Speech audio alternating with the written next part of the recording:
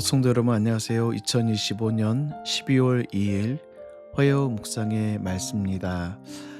지난 한 주 동안에는 제가 컨디션이 좀 좋지 않아 가지고 말씀 묵상을 쉬었는데 다시 이번 주부터 힘있게 달려가도록 하겠습니다. 함께 묵상할 말씀은 에스라 9장 1절부터 8절 에스라의 회개라는 말씀으로 함께 같이 은혜를 나누기를 원합니다.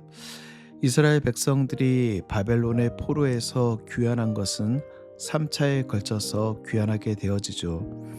1차는 수룹바벨에 의해서 중심으로 하여서 이스라엘 백성들이 포로에 귀환하였다라고 하면 2차는 에스라를 중심으로 바벨론에서 포로로 돌아오게 되어집니다. 3차는 느헤미야를 중심으로 이스라엘 백성들이 돌아오게 되어지죠. 여기 수룹바벨에 1차 포로 귀환이 있는지 오늘 본문 말씀은 60년, 정확하게 이야기하면 약 58년에서 59년이라는 시간이 흘렀습니다. 이 58년에서 59년 정도의 시간이 지났다라는 것은 이 귀한 공동체의 세대 교환이 이루어졌음을 의미하는 것이죠. 보통 한 세대, 한 제너레이션을 30년으로 본다라고 하면 이 한 세대가 저물고 두 번째 후손들이 예루살렘에 정착하여 살아가고 있는 상황이라는 것입니다. 근데 오늘 굉장히 심각한 문제 앞에 직면하고 있습니다. 오늘 1절은 이렇게 시작하고 있죠. 이 일 후에 방백들이 내게 나와 이르되, 이후에 방백들이 내게 나와 이르되, 이 일이란 무엇일까요? 에스라가 예루살렘에 귀환한 지 약 4개월이 지난 이후에 방백들이 에스라에게 나와 예루살렘의 상황에 대한 보고를 하고 있는 상황입니다. 그런데 이 방백들의 보고가 상당히 충격적이에요. 이스라엘 백성들이 약 60년의 시간 동안 하나님의 율법을 어기고 이방인들과 결혼했다라는 것입니다. 그리고 귀환해서 성전을 짓고 그 후손들이 예루살렘에 정착하여 살아가는데 이방인들과 통혼하고 이방인들과 결혼하여 세속화의 길을 걷고 있는데 그 앞에 가장 앞장섰던 사람들이 바로 제사장과 레위인과 지도자들. 여러분, 그게 무엇이 문제라고 이야기할 수 있겠지만 이 부분은 굉장히 심각한 문제입니다. 이렇듯 이스라엘 백성들이 영적으로 해이해서 이방인들과 통혼을 서슴지 않는 데는 몇 가지 요인이 있습니다. 첫 번째는 오랜 세월 동안 이방 지역에서 이방인들과 함께 포로 생활을 했던 이스라엘 백성들이 조상들을 통해 주어진 율법을 잊어버리고 하나님의 말씀을 잊어버리고 그 다음 세대는 그 율법을 더욱더 알지 못했다는 데 문제가 있습니다. 실제로 에스라의 동시대 인물인 3차 귀환을 주도했던 느헤미야의 개혁 때에 이스라엘 자손들이 유다 방언조차도 제대로 하지 못했다는 사실을 통하여서 우리는 충분히 짐작할 수 있죠. 두 번째는 수룹바벨의 주도로 이루어졌던 예루살렘 성전 재건 이후 수룹바벨과 이 대제사장 예수아가 죽고 난 이후에 그들을 이끌 만한 강력한 영적 지도자가 없었다는 데 문제가 있습니다. 더 큰 문제는 이런 상황을 공동체의 지도자들이 아무도 심각하게 받아들이지 않았다는 게 더 큰 문제이죠.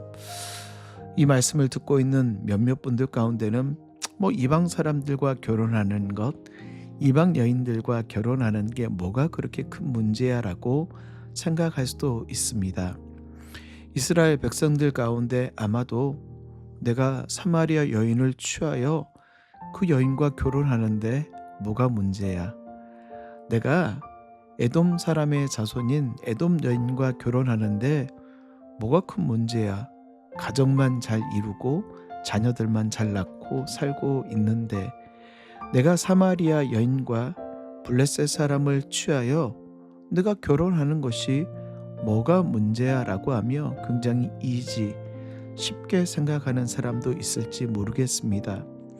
하지만 사랑하는 성도 여러분, 이 솔로몬이 왕 위에 오르고 하나님의 성전을 건축한 이후에 이방 사람들 주변에 있는 나라들과 정략 결혼을 하게 되어지죠. 그에게는 약 1000명의 아내가 있었다라고 합니다. 그 이방 여인들을 취하고 그 이방 여인들이 가지고 왔던 이방 신들과 이방의 사당들을 통하여 이스라엘에 어떤 일이 벌어졌는지 말씀을 묵상하면 북이스라엘과 남유다 가운데 심각한 영적인 세속화, 하나님의 복음, 하나님의 말씀이 사라져 버리고 이방의 신들이 그들의 자리를 채우는 정말 불행한 일들의 역사들을 잘 알고 있음에도 불구하고 1차 포로 귀환했던 이스라엘 백성들은 아무런 문제의식을 가지고 있지 않는데 더 큰 문제가 있다는 사실이죠. 오늘 에스라는 이 소식을 듣고 괴로워 탄식합니다. 오늘 3절 말씀 보니까요. 내가 이 일을 듣고 속옷과 겉옷을 찢고 머리털과 수염을 뜯으며 기가 막혀 앉아 있으니, 에스라는 이 문제를, 이 이야기를 듣고 그게 너희들의 문제야. 너희가 잘못했어. 에스라는 이스라엘에 돌아온 지 겨우 4개월밖에 되지 않는 사람입니다. 그런데 그 문제를 가지고 온종일 괴로워 하나님 앞에 근심하며 속옷과 겉옷을 찢고 머리털과 수염을 뜯으며 기가 막혀 합니다. 아마 이 에스라의 행동들을 보며 이스라엘 백성들에게는 큰 충격을 받았을 것입니다. 사실 그들은 별로 심각하게 생각하지 않았던 일, 너도 하고 누구도 하고 저 사람도 하는 일들이기 때문에 아무런 문제의식을 느끼지 않고 있었던 이스라엘 백성들. 근데 에스라가 마치 하늘이 무너진 듯 하나님 앞에 무릎을 꿇고 그들의 심각한 죄악을 통해 자복하며 기도하는 그 모습을 통하여 이스라엘 백성들 가운데 한두 사람씩 모여들기 시작하죠. 4절, 이에 이스라엘의 하나님의 말씀으로 말미암아 떠는 자가 사로잡혔던 이 사람들의 죄 때문에 다 내게로 모여오더라. 내가 저녁 제사 드릴 때까지 기가 막혀 앉아 있었더니 하나님께 죄를 자복하고 회개하고 용서하며 하나님의 도우심을 구할 때 한 사람 한 사람 모여들기 시작합니다. 그러면서 에스라와 함께 영적 대각성 운동, 영적 대회개 운동이 일어나기 시작하죠.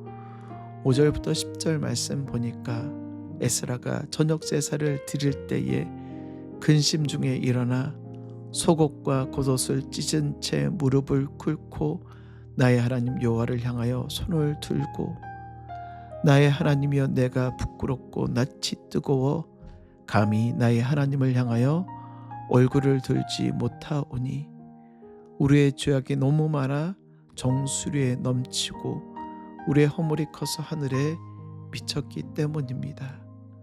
우리 조상 때부터 우리의 죄가 너무 심각합니다.